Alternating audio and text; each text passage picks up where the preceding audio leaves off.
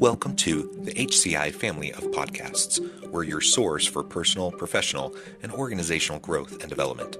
We share our own original research, explore industry trends, and interview executives and thought leaders from across the globe. Join us for practitioner-oriented content around all things leadership, HR, talent management, organizational development, and change management. Maximize your personal and organizational potential with the HCI family of podcasts. Julia Bersin, welcome to the conversation today. Thanks so much. Glad to be here. It is a real pleasure to be with you. You're joining us from the Bay Area, San Francisco. I'm south of Salt Lake City in Utah. And today we're going to be talking about the recent report out from the Josh Bersin Company, People Management in the Age of AI, the Rise of the Supermanager. I love the title, and even more, I love the topic. So interesting. And I think there's a lot to unpack here. Before we get started, I do want to share Julia's bio with everybody. Julia Bersin is currently Associate Director of Research at the Josh Bersin Company, studying people, practices, and technology that helps companies transform work for their future. She has a background in B2B tech with a focus on demand gen and growth, and she has experience managing multiple functions and teams and marketing to various industries and roles, including HR, talent acquisition, customer support, and revenue functions. There's a whole lot more I could share, but I'm going to pause there. Anything you would like to highlight by way of your background or personal context before we dive on in? No, I think you summed it up well. I am likewise very excited for today's conversation. It's a growing topic. We're talking a lot about AI, and I know that, leadership and management is really your expertise. So excited to also, get your perspective and share more on what we've learned. Awesome. Awesome. Well, why don't we start off with just a little bit of the background for this report? Why did Josh Bersin Company undertake this research at this point in time? And then we can start to unpack why it's important and all of the different elements of it. Absolutely. So we've been doing a lot of research on AI since it's become such a hot topic among all organizations. And we really wanted to explore the role of managers in AI transformation.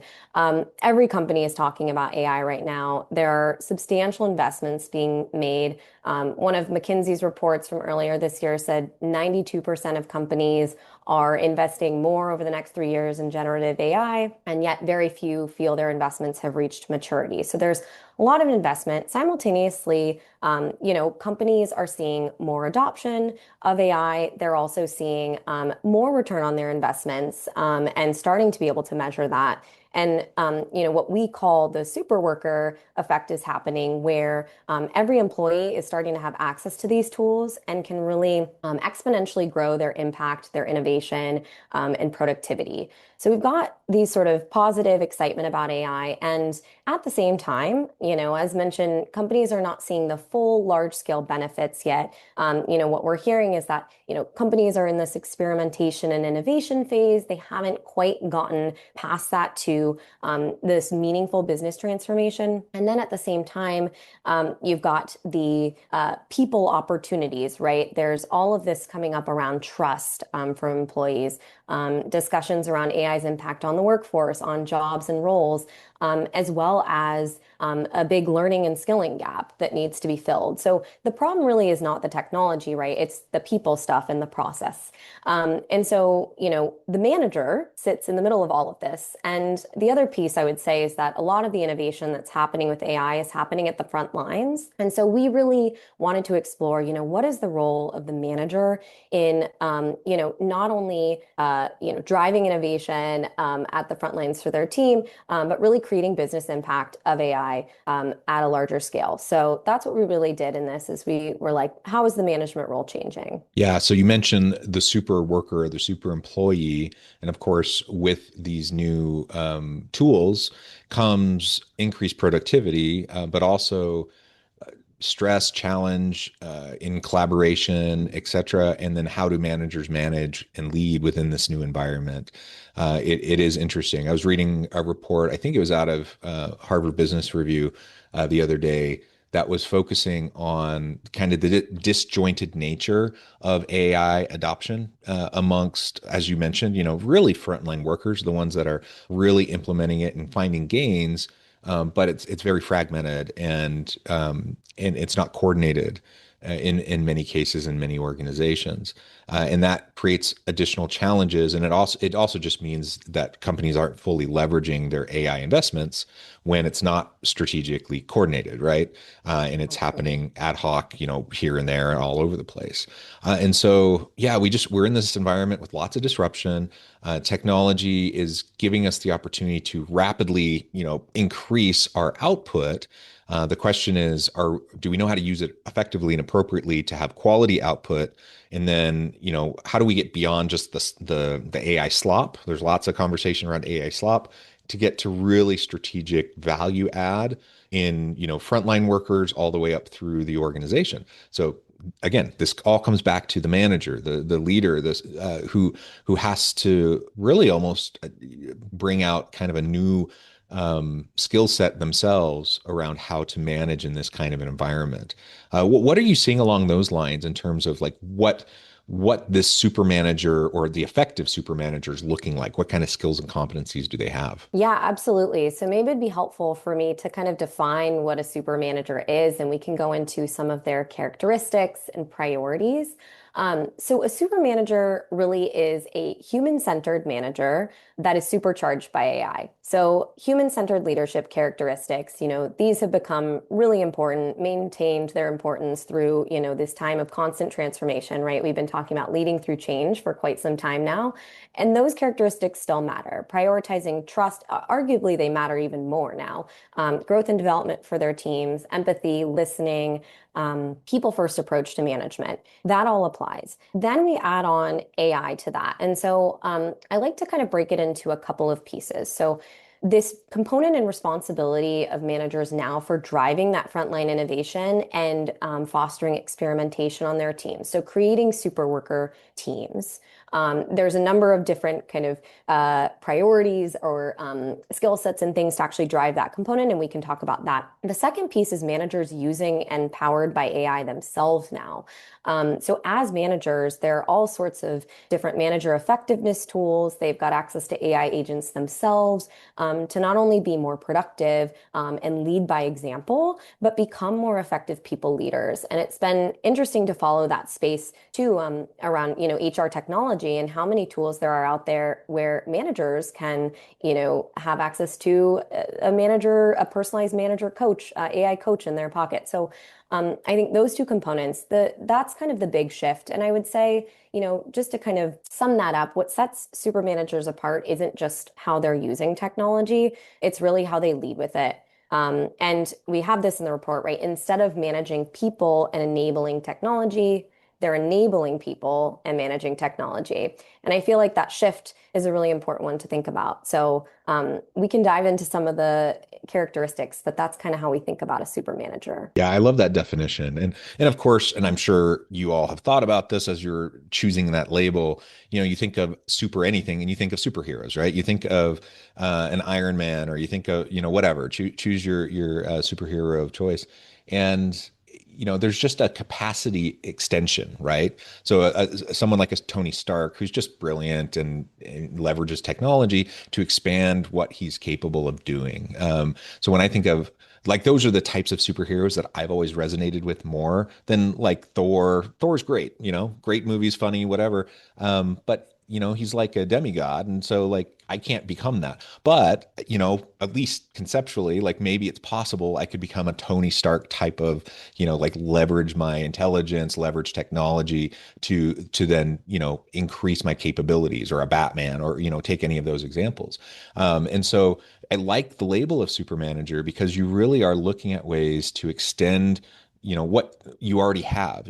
The technology is not going to make up for what you don't have. If you Mhm. don't have those human centered skills and competencies, and if you're not that kind of a leader, and then you try to leverage technology to help you in that space more, it's not going to work. But the technology is a really great way to extend uh, those talents that you already do have in your human centered leadership approach, to then make even increased impact. So, anyways, I just Yeah. like the title. I like kind of how that imagery, works in my mind. And so that's just a comment. But yeah, let's Yeah. dig into more of these competencies then. Like, what does it actually look like when you're enabling your people through the technology? Yeah, absolutely. And I'm glad the visual resonates. And I think, to your point on the human-centered leadership characteristics, those absolutely still mattering. I mean, part of the benefit of AI is it's taking away some of the manager tasks that require a lot of time and manual work and enables managers to focus on those human-centered components and the meaningful conversations. But yeah, let's dive into some of those competencies and some of those characteristics that super managers have. So the first one we talk about is really fostering a culture of AI exploration. So that's creating this environment for teams to be curious. And I know you had a recent, podcast on leading with curiosity, and I think that is something that managers have this really important opportunity to do and to foster that behavior and a mindset among their teams. So what does that actually look like? It's encouraging bringing AI to the table in problem solving, right? AI is maybe not going to always be the solution, but can we start to get into the exercise of asking, can we use AI to help us with this? And that just also, familiarizes people and gets them used to having this in their toolkit. Creating safe spaces for experimentation. We've talked to several organizations that, have AI task forces that are doing things like this, where, they've created workspaces or communities or, Slack channels where people are sharing the experiments that they're running. And they don't always have to be successful, right? These can be things that failed. But the point is, they're creating a space where people can share what they're learning and then encourage that behavior among their team members. Celebrating both AI successes and failures. So, again, that psychological safety component is really important. And then creating some accountability around AI usage and aligning it with performance management.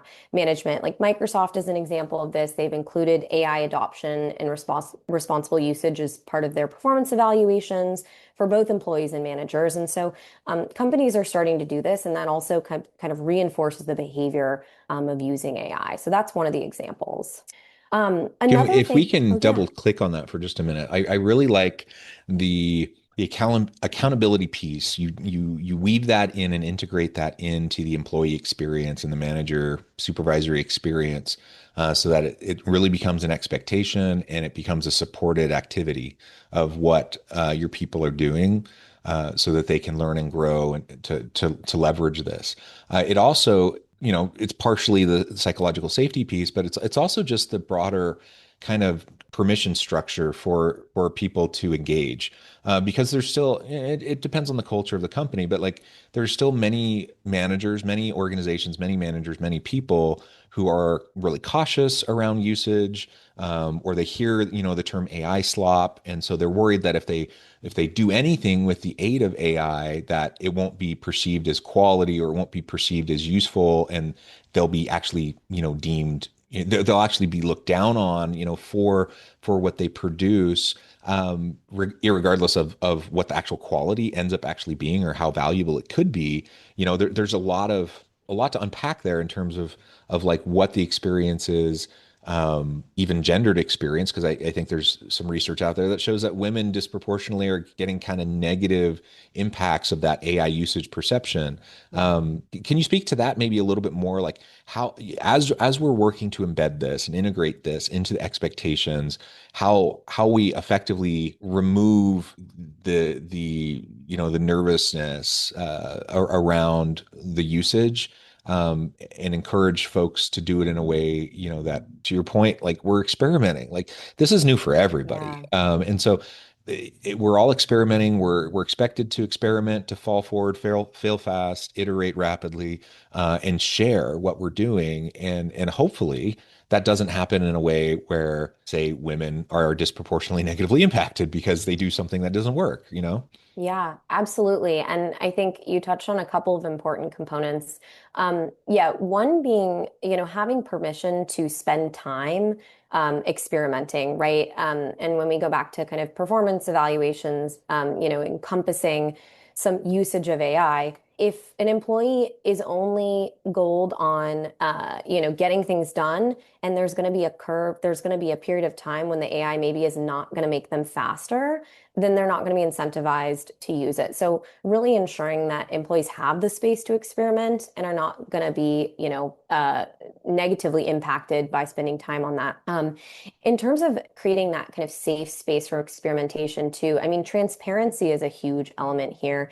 And one of the things you touched on too is like being reprimanded for experiments failing and people feeling like they can't share that they're experimenting with it. How can leaders actually showcase experiments that they've done? Even putting that up on a town hall at an organization, highlighting when somebody does something in a team meeting using AI, like really modeling that behavior and also sharing openly when things don't work. And celebrating that. And, recognition is an important component here too. If you can recognize employees, not just when they build something amazing with AI, but when they tried something and maybe it didn't work, that's important. And the transparency element comes back to when we think about, this question of if I'm using AI, am I cheating?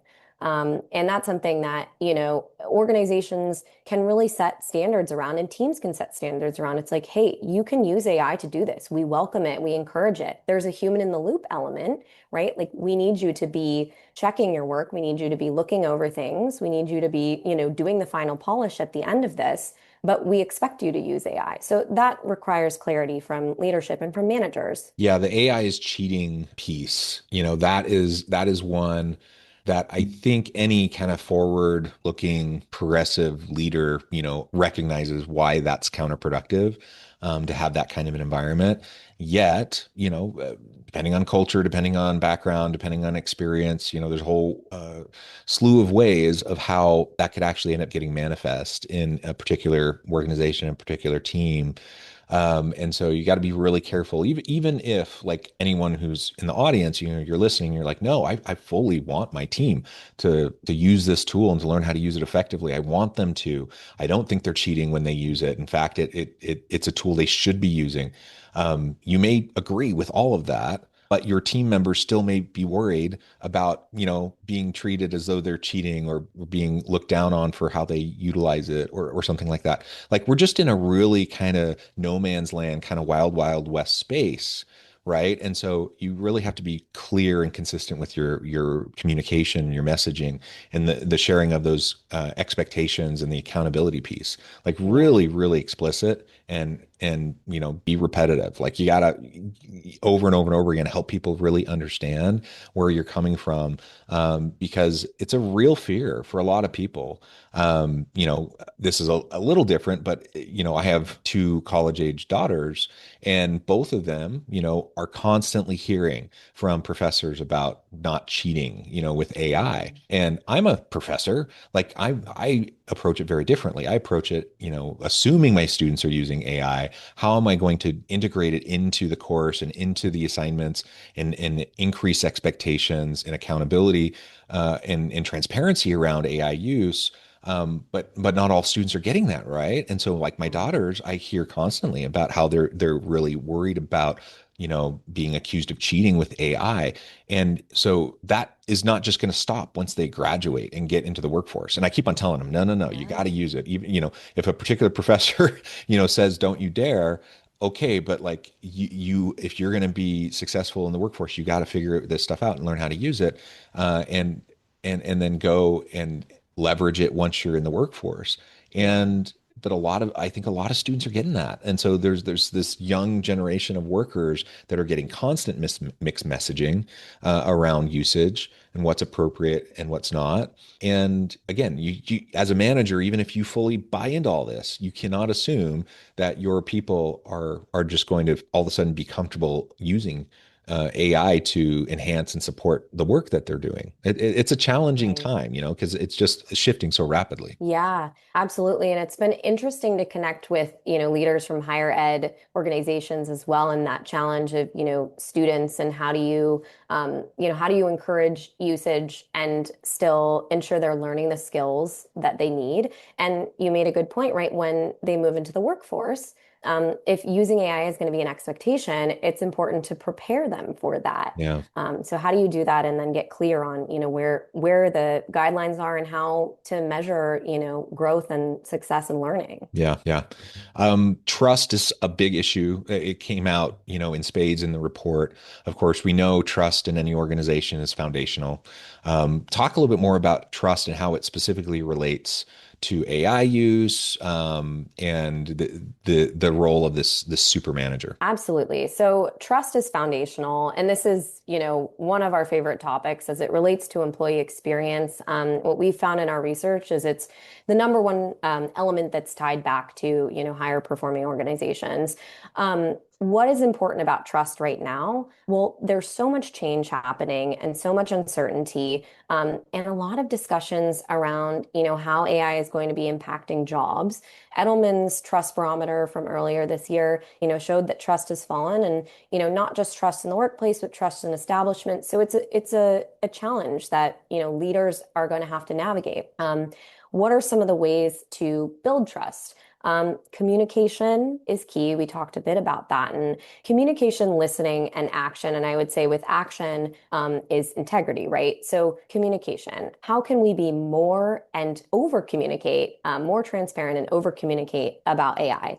How is it being used? How do we expect employees to use it? If performance evaluations are changing based on AI use, how can we be so clear about that with employees? What data is being collected? I know, there's concerns around trust around data, and all of how it's impacting employees. And of course, at an organizational and leadership level, some of this is going to happen there. But on a team level, what does it mean? How do you translate that into context for the specific function? How is it impacting their job? What level of freedom and empowerment sits with the team and with the line manager? And then making those decisions and communicating that over and over again. On the other side of that is listening and an open dialogue, right? So we can't just communicate and then shut down. Listening to employees' concerns, understanding, why is utilization not happening, or, where's that fear coming from around experimentation and sharing learnings, really understanding what are the barriers, and also listening for those positive experiences too, because that's how you capture the innovation.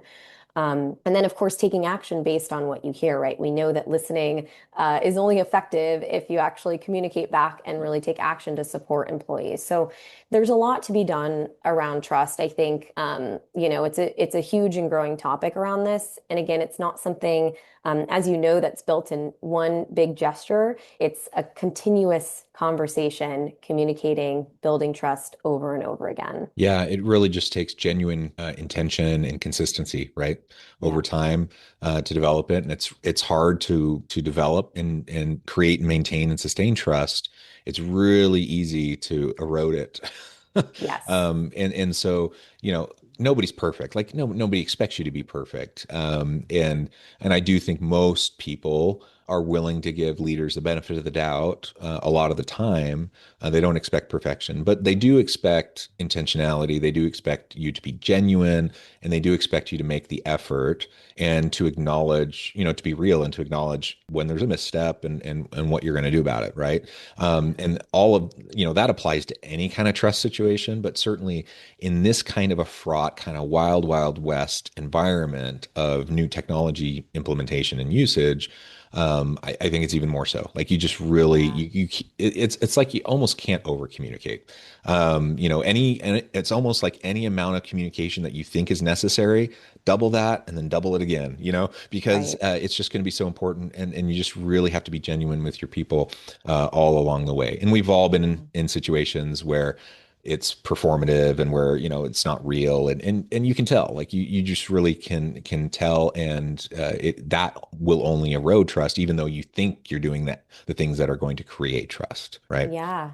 And you reminded me of, another thing, which is humility, right? Because this is new for everyone, and managers are employees too. And there's a lot of uncertainty. And, managers have bared a lot of burden around this. So, I mean, we've seen engagement decline this year, more so by managers, according to Gallup's research. And so they're also experiencing this at the same time. And I think the more authentic leaders and managers can be, that they don't know all the answers, then that's also going to create an environment of psychological safety as well. Yeah, absolutely.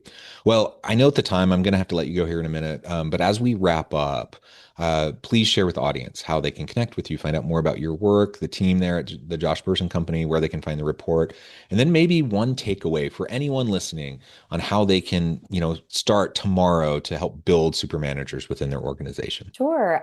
Well, so if you're interested in reading the full research report, you can find it at joshbersin.com/supermanager. So that's where the report is. It's available for anyone to download. You can find me on LinkedIn. I'd love to connect. We're always looking for organizations, leaders to talk to. If you're rethinking your management model around, AI transformation, we'd love to hear from you. Would love to connect. And then one takeaway. I mean, I think it really does come back to revisiting your leadership and management framework model. What are those characteristics of leaders that matter most at your organization? And is that the right model for the age of AI? Are there things that need to be changed? And then, we kind of define a super manager, we give some characteristics, but thinking about what does that mean in the context of your organization? Every organization has different priorities and goals, and it's really important to put this into context for you. I love it. Thank you so much, Julia. It's been a real pleasure. I encourage the audience to reach out, to get connected, find out more about what Julia and her team there at the Josh Bersin Company can do for you. Check out the report. And I hope everyone can create these safe and inclusive environments where everyone can become super workers. We have super managers to support them. As always, I hope everyone can stay healthy and safe, that you can find meaning and purpose at work each and every day. And I hope you all have a great week.